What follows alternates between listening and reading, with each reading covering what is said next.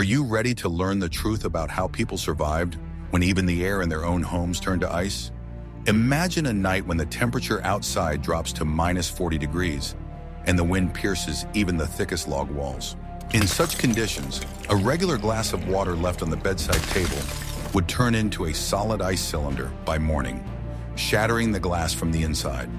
The only salvation from the deadly cold was the bed, which in those days was not just a piece of furniture, but a complex engineering structure for preserving life.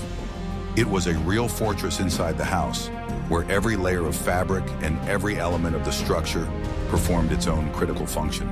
The settlers knew that if the fire in the hearth went out, the bed would be the last barrier between them and eternal sleep in the icy embrace. Watch the video to the end to find out how an ordinary brick could save the life of an entire family and why the weight of a blanket was valued more than its beauty. What if I told you that everything you believed about the comforts of the past is not true?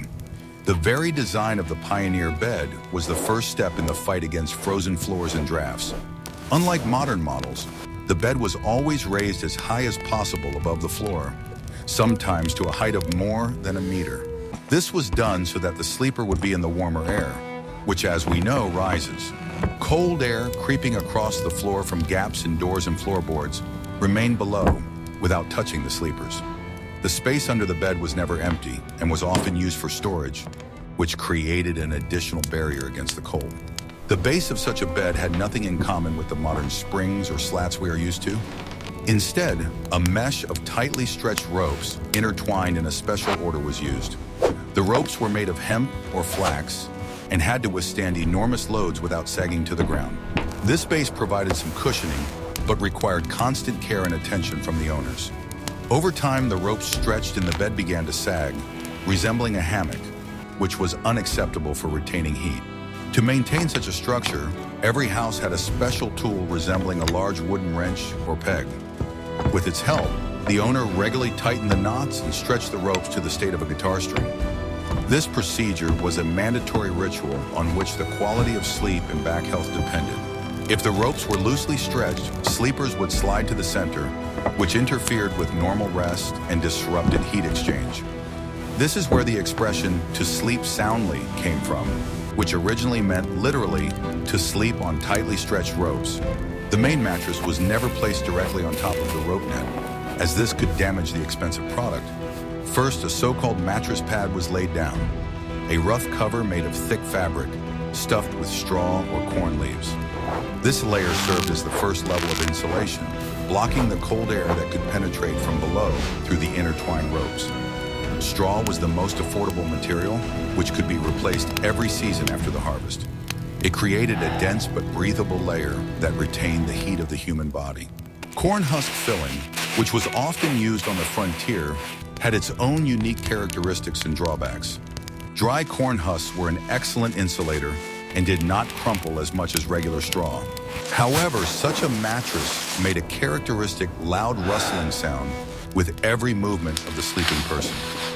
It took weeks to get used to this sound, as it seemed deafening in the silence of a winter night. Despite the noise, the thermal properties of corn leaves were valued more than silence.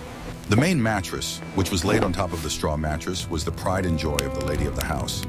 It was stuffed with goose or duck down and feathers, which had been collected over the years by plucking domestic poultry. The feather bed had a phenomenal ability to retain warm air inside its structure. The sleeper literally sank into this cloud, which enveloped the body on all sides, leaving not a single gap for the cold to enter. The weight of such a bed could be impressive, but it was its density that guaranteed survival. Caring for a feather bed required enormous effort, especially in the cramped conditions of a log cabin. Every morning it had to be fluffed up so that the down would not clump together and continue to trap air. If the feather bed became damp, it lost its insulating properties and could cause illness. Therefore, on sunny, frosty days, bedding was always taken outside to air. The frost killed insects and refreshed the filling, restoring its elasticity. In the poorest homes or temporary dwellings of trappers, dry moss or pine needles were used instead of feathers. Moss, especially sphagnum, had antiseptic properties and retained heat well, although it was stiff. Such a mattress quickly became compacted and required frequent replacement of the filling to maintain its volume. Pine needles gave off a pleasant aroma, but were prickly even through thick teak fabric. It was a choice of desperation when no other materials were available. The bed design often included high backs, not only at the headboard, but also at the footboard. This was done not for beauty, but to keep a huge number of blankets in place. The footboard protected the feet from drafts and prevented heavy skins from sliding onto the floor at night. Wood itself is a warm material, pleasant to the touch even in severe frost. Carved posts often served as supports for additional layers of fabric, which we will discuss later.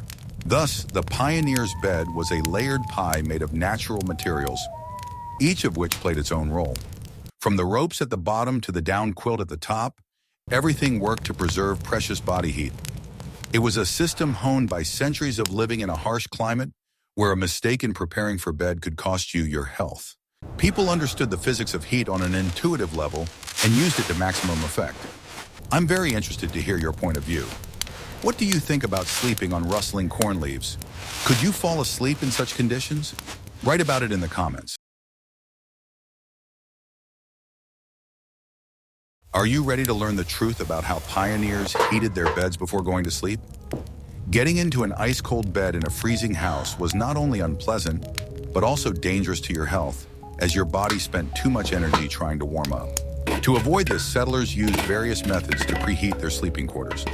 The most common tool was a special hot water bottle, resembling a large copper pan with a long handle and a lid with holes. Hot coals were poured into this container directly from the hearth or stove. Copper conducted heat perfectly, instantly heating up to high temperatures. The hostess or someone from the household would take this frying pan by its long wooden handle and slide it between the layers of bedding. The hot water bottle was quickly moved across the entire surface of the mattress to distribute the heat evenly and avoid burning the fabric. This required a certain amount of skill, as stopping in one place could lead to scorching or even a fire. The long handle allowed the warmer to reach the far corners of a wide bed, warming the foot area. The smell of slightly warmed fabric and the smoke from the coals was a familiar aroma of winter evenings. If the house did not have a special copper hot water bottle, simpler but no less effective items were used. Ordinary bricks or flat river stones were heated near the hearth or placed on top of the stove. Stone and clay have high heat capacity and can release the accumulated heat for several hours. The main thing was not to overheat the stone to the point where it became dangerous to touch. This method was available even to the poorest families and lone hunters in the wilderness. Before putting a hot brick in bed, it was always wrapped in several layers of old flannel or wool. This was done so that the hot object would not touch the sheets or the skin of the sleeper. The fabric softened the harsh heat, making it more comfortable and diffused. Such an improvised heater was usually placed at the feet, as the limbs were the first to freeze. The heat from the stones slowly rose under the blanket, creating a comfortable microclimate. Some families used heavy cast iron irons, which were also heated on the stove before bedtime. The iron, wrapped in a towel, was placed in the center of the bed an hour before bedtime to warm the feather bed. Cast iron cooled very slowly, and often the iron was still warm in the morning. It was a dual-purpose item that was used for ironing during the day and for protection from the cold at night. However, one had to be careful with the iron because of its heavy weight and sharp corners. Another method was to use hot water bottles if available. Ceramic bottles with tight corks were filled with boiling water and placed under the blanket. Ceramics, like bricks, retain heat well, but there was always a risk of spilling water. A wet bed in a frosty house is a disaster, so the corks were sealed with wax or tightly wrapped with cloth. Glass bottles were used less often because of the risk of them bursting due to temperature changes. There was also a practice of ironing the bed immediately before going to sleep, if time and resources allowed. A heavy hot iron was run over the sheets, removing the slightest traces of dampness that inevitably accumulated in an unheated room. Dry fabric feels much warmer than damp fabric, even if they are the same temperature. This also helped to kill small insects that could infest a straw mattress. The procedure was laborious, but it provided incredible comfort in the first minutes of sleep. For children, heated bags filled with grain, salt, or sand were sometimes used. The fabric bag was placed in the oven or on a hot stove until the contents were heated. Grain and salt retained heat for a long time and easily took the shape of the body, which was convenient. Such a bag could be hugged or pressed to the chest, warming up much faster. It was a safe option, as the loose contents could not spill or burn as badly as a stone. It is important to note that all these manipulations with hot objects required strict adherence to fire safety rules. The coals in the hot water bottle could spill out through a loose lid, and an overheated brick could ignite the straw on the mattress. History knows many cases when attempts to keep warm led to the loss of all property in a fire. Therefore, adults and experienced family members always supervised the process of preparing the bed. It was a daily responsibility that did not tolerate negligence. Despite all the risks, preheating the bed was a necessity, not a luxury. It allowed people to relax and fall asleep without wasting precious calories fighting the cold. The heat stored in stones and irons helped people survive the coldest hours before dawn, when the fire in the hearth was dying out. This tradition was passed down from generation to generation as an important survival skill. Which of these methods do you think was the most fire hazardous for a wooden house? Want to know a secret that will change your life and your idea of comfort?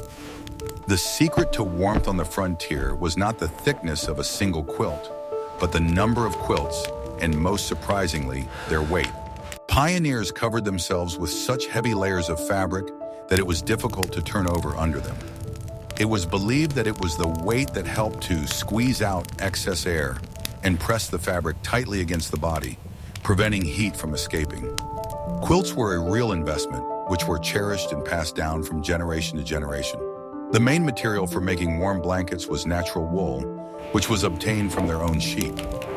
Wool blankets were rough and prickly, but unmatched in their thermal insulation properties. Even if the wool became damp from breath or condensation, it continued to provide warmth, unlike cotton or linen. The fabric was felted and made very dense so that it would not let the wind through. Such a blanket could weigh several kilograms on its own.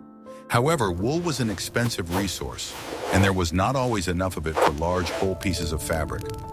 This gave rise to the tradition of making patchwork quilts, which became a symbol of the American frontier. Housewives did not throw away a single piece of fabric, whether it was an old shirt, worn-out trousers, or scraps from sewing a dress. All these pieces were sewn together into complex geometric patterns, creating the top layer of the quilt. It was not just a matter of economy, but a way to preserve family history and fabric. Inside the patchwork quilt was a layer of insulation called batting. Combed wool or cotton, if available in the area, was used as batting. This layer was quilted with thousands of small stitches, joining the top, filling, and lining into a single whole. The denser the stitching, the less the filling clumped together, and the warmer the quilt was. This work took hundreds of hours and was often done collectively at special gatherings. There was a special type of quilt called a crazy quilt, where pieces of fabric were sewn together randomly. They often used denser and heavier materials, such as velvet, velveteen, or cloth from old coats. Such products were incredibly heavy and dense, creating the effect of a real shield against the cold. They were not always beautiful in the classical sense, but their functionality was excellent. Each such item was unique and unrepeatable. The number of layers on a single bed in winter could reach 10 or even 12. When a person went to bed, they felt the pressure of 15-20 kilograms on themselves.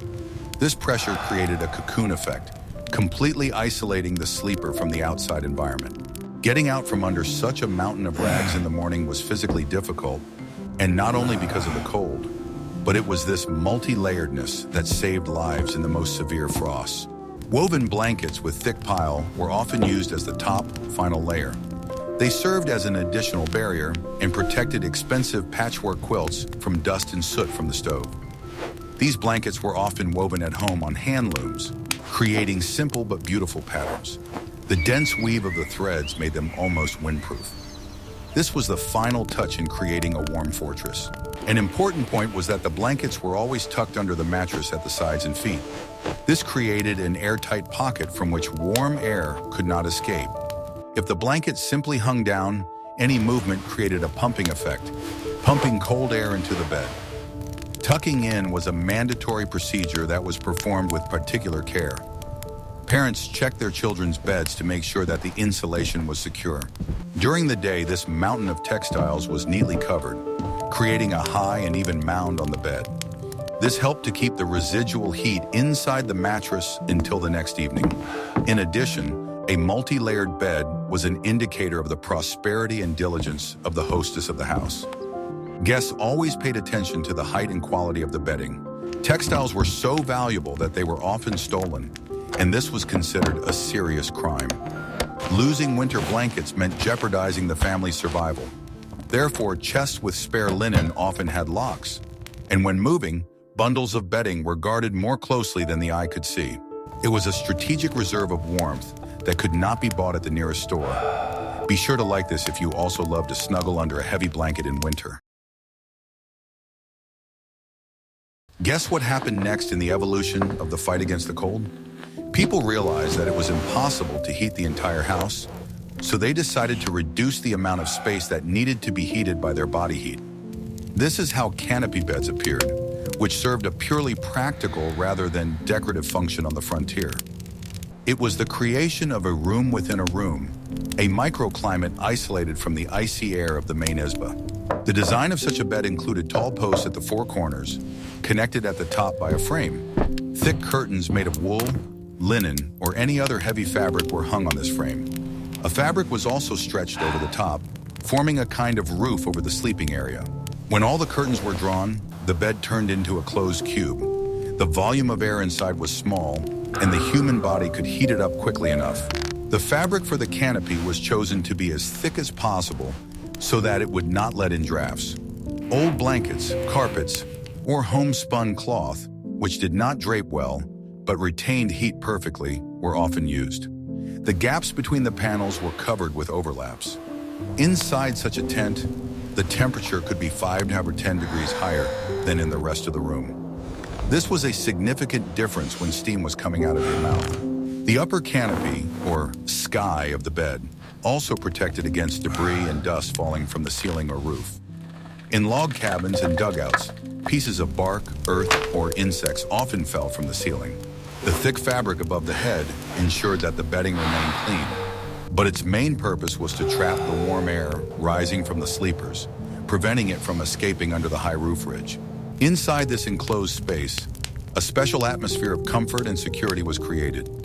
Sounds from outside were muffled, and the light from the fire became softer. This helped people relax psychologically and not think about the harsh reality outside the canopy.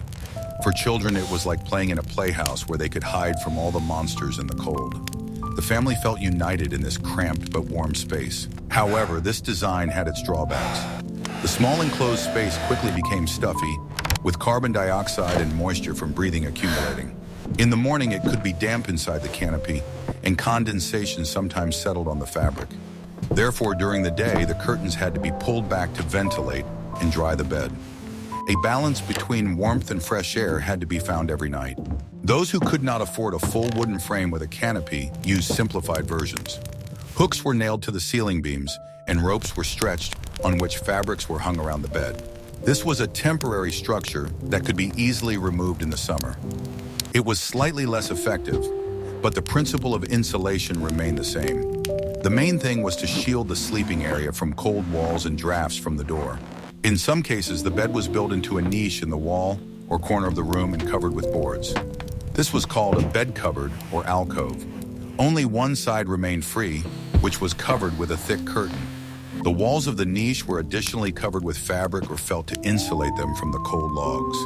This was the warmest option, reminiscent of a train compartment. The use of a canopy allowed people to sleep in relative warmth, even when the water in the bucket on the floor froze. This engineering solution did not require fuel, only fabric and wooden beams. It showed how the pioneers adapted European traditions to the wild conditions of the frontier. The canopy ceased to be a sign of aristocracy and became a tool for survival. Over time, as heating improved and houses became more airtight, the need for such beds disappeared. But in the harshest years of the West settlement, they saved many lives. It was a simple but ingenious way to manage space and heat. Would you be comfortable sleeping in such a small, enclosed space? When going to bed, pioneers did not rely solely on blankets.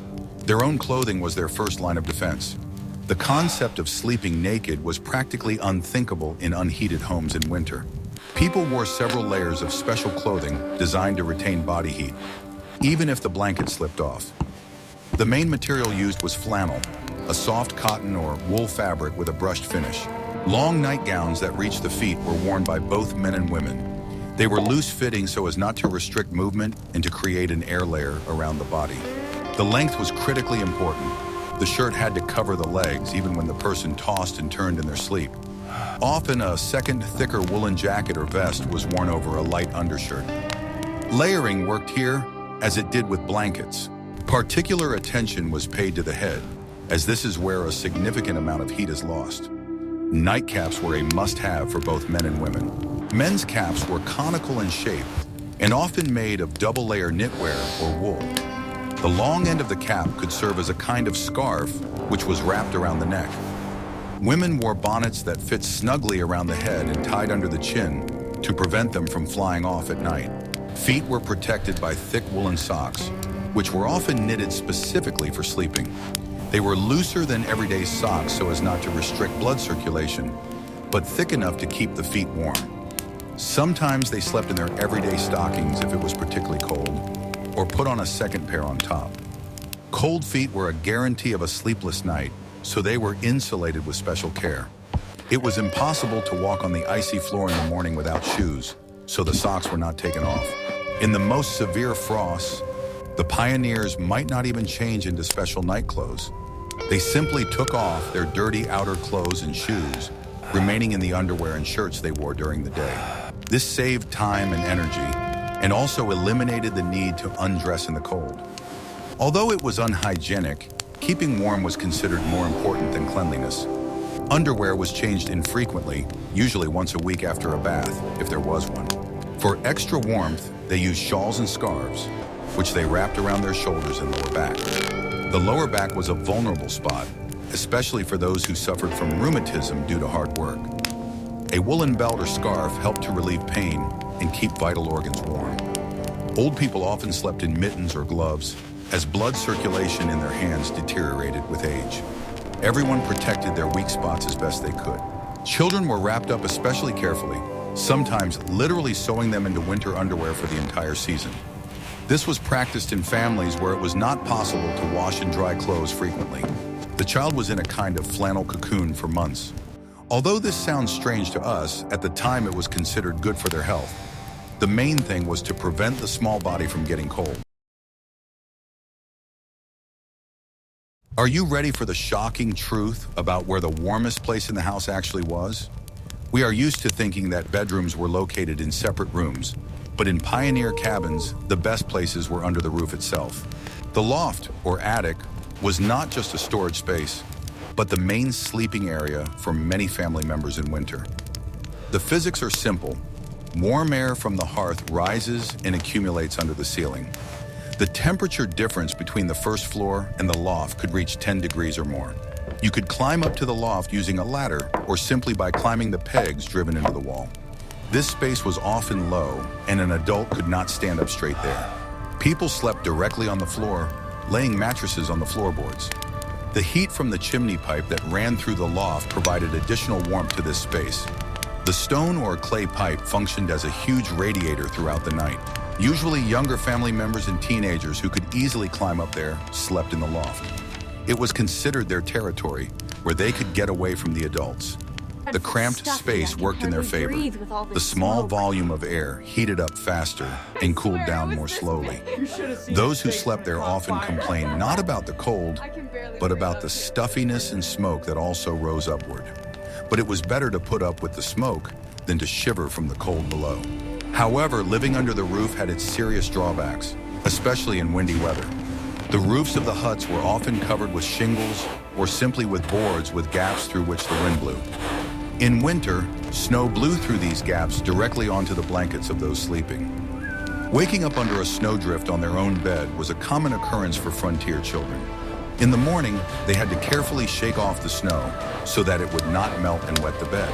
They tried to plug the gaps in the roof with moss, rags, or clay, but the wood dried out and new holes appeared constantly. Sometimes they stretched a piece of canvas or skin over the sleeping area to protect themselves from snowfall inside the house. It was a constant battle against the elements that tried to penetrate the dwelling from above. The sound of the wind howling right above their ears was a lullaby for many generations. Despite the drafts from above, the warmth from below was a decisive factor. The loft floor was heated by the air in the room, becoming a kind of warm wall for those lying on it. Sometimes gaps were left in the floor on purpose so that warm air could circulate more freely. But light and sound also penetrated through these gaps from below, so there was no privacy in the loft. Every little sound of family life could be heard. For safety, the edges of the loft were sometimes fenced off with low railings, but often there was nothing there. Falling while asleep was a real danger, so people usually slept with their heads toward the slope of the roof and their feet toward the center. This also allowed them to avoid hitting their heads on the low rafters when they woke up suddenly. Organizing the space in the attic required discipline and neatness.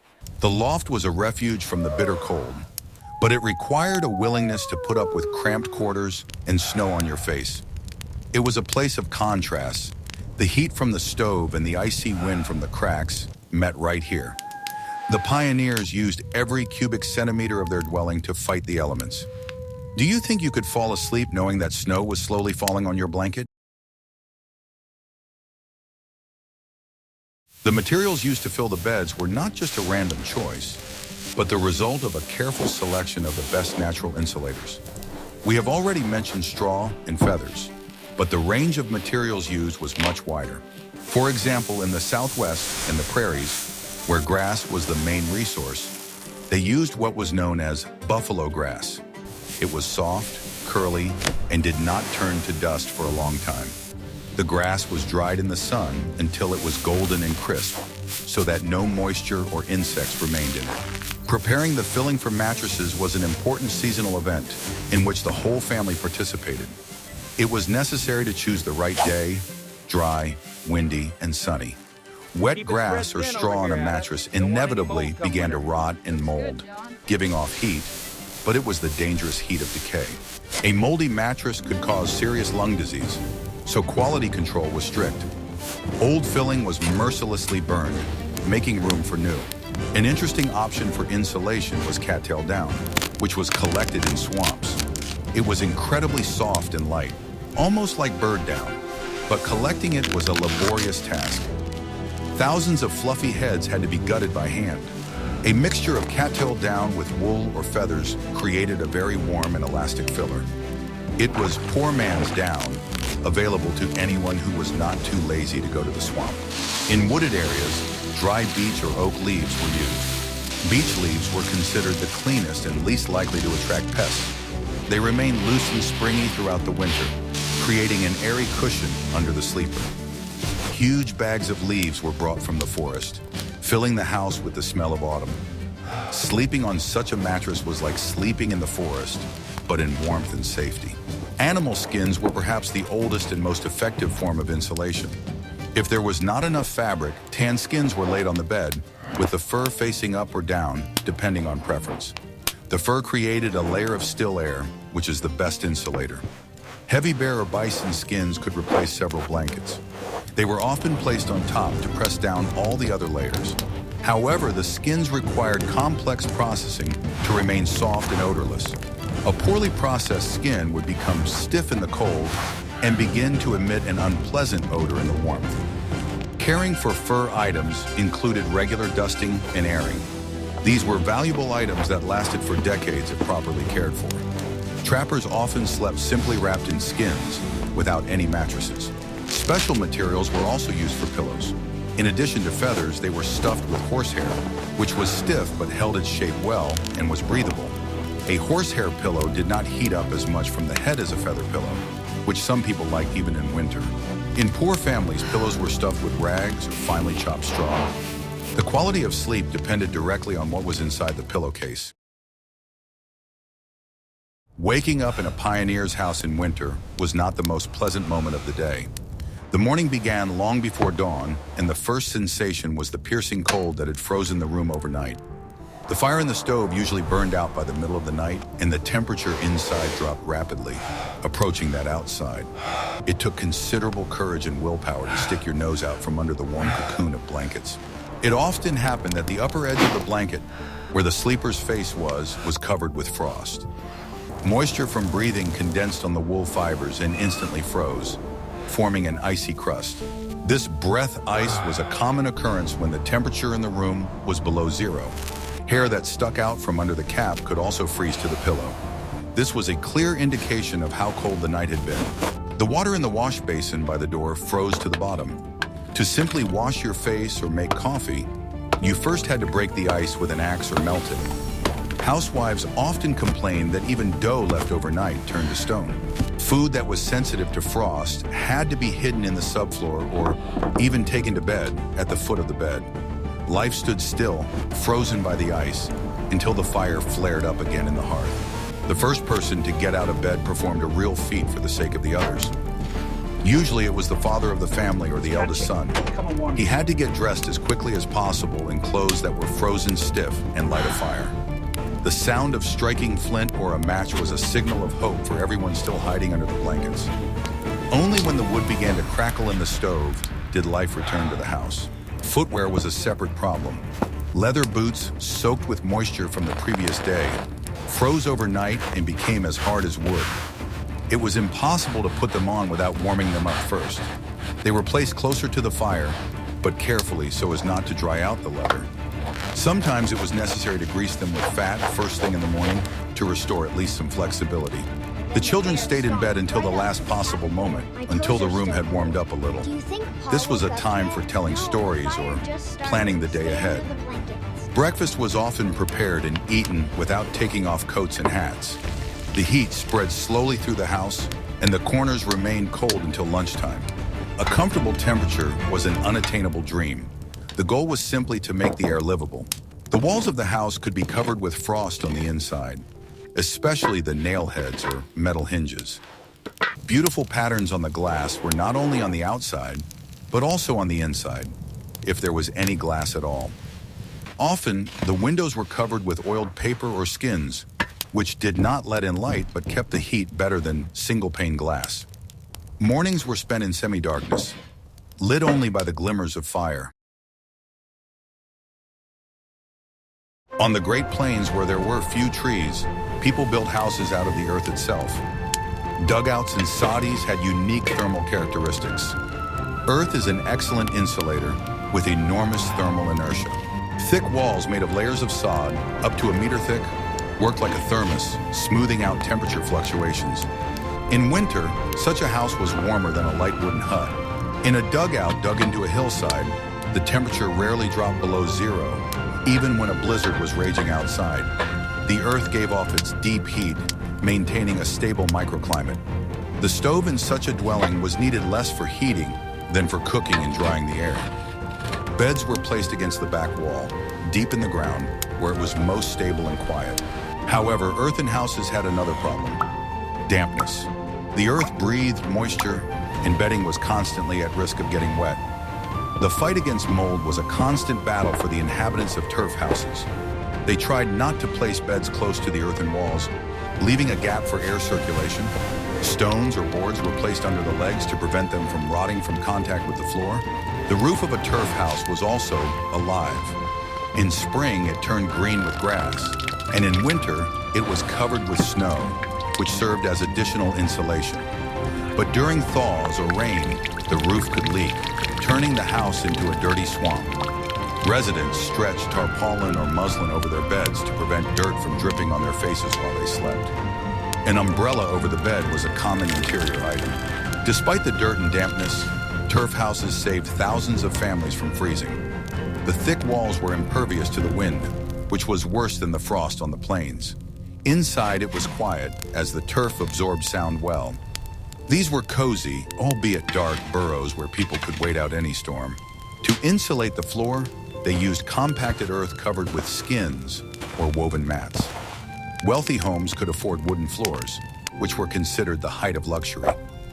Wood raised the status of the owner and significantly improved hygiene. But even an earthen floor, if it was dry, was quite acceptable. The interior of a turf house was often whitewashed with lime applied directly to the ground. This made the room brighter and killed insects. The white walls reflected the light from the few windows in the hearth, creating a feeling of cleanliness. Against the backdrop of black turf outside, the interior of such a house could look surprisingly neat.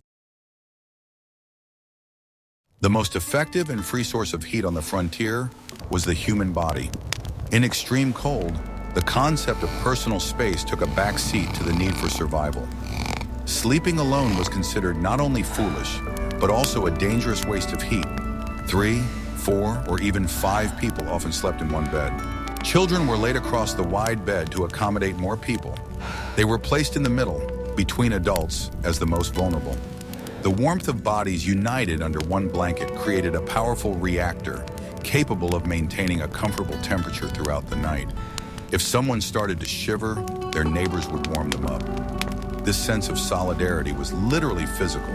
Even guests who happened to be caught on the road at night could count on a place in the shared bed. This was not considered indecent or strange. Bundling was a normal practice of hospitality. The traveler was offered a place at the edge, under a shared blanket. Refusal of such an offer could be taken as an insult or stupidity. Dogs and cats were also often allowed into bed on particularly cold nights, even though this violated hygiene rules. The expression "three-dog night" came from this. It meant a night so cold that 3 dogs were needed in bed to keep warm. The animals acted as living hot water bottles with high body temperatures. Their fur provided additional warmth. This way of sleeping strengthened social bonds within the family. People felt like they were part of a single organism, resisting the hostile world. Fears and anxieties receded when they could hear their loved ones breathing nearby. This gave them a sense of security that was so lacking during the day.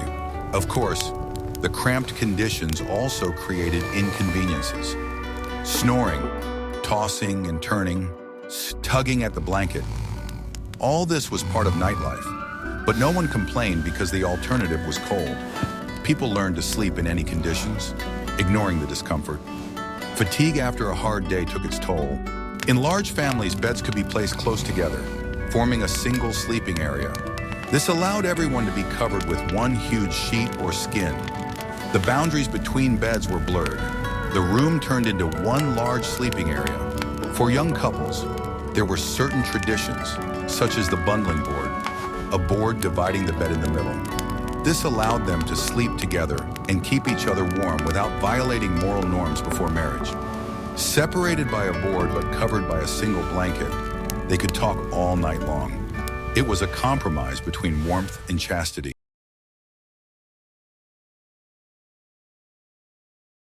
We have seen that surviving the freezing nights of the Wild West was a complex art that required ingenuity, discipline, and the use of all available resources.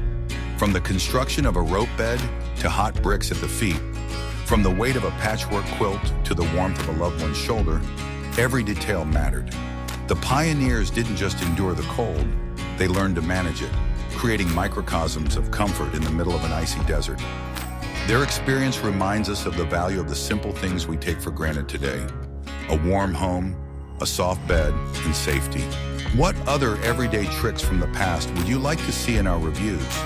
Perhaps you are interested in how they washed clothes in winter or how they stored food without refrigerators. Suggest your topics in the comments, and we will be sure to cover them in future issues.